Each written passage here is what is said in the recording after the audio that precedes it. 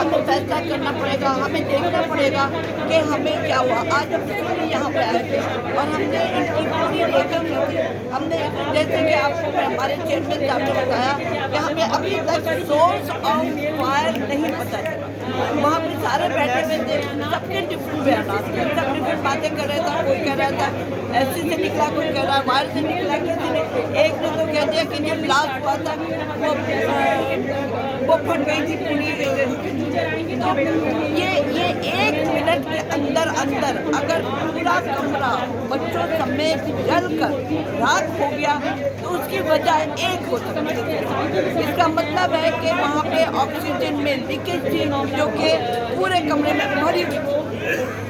उसके अलावा न ब्लास्ट का समझ में आएगा न कुछ और, क्योंकि जब आप ऑक्सीजन पाइप लगाते हैं तो वो कंसील होता है। ऑक्सीजन पाइप से कभी भी लीकेज नहीं होता, लेकिन वहाँ पे लीकेज हो रही है। मस्ट भी समथिंग जो कि देखना पड़ेगा।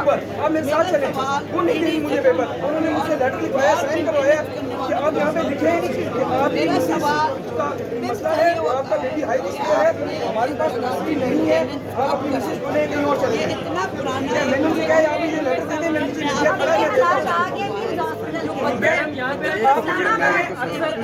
बताएं आप लोग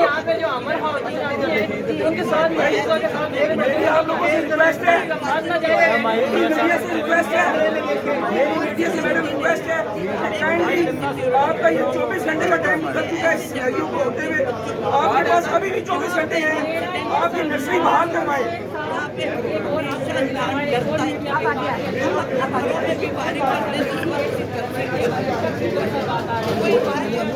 मैडम आप थोड़ा सीधा कैमरे में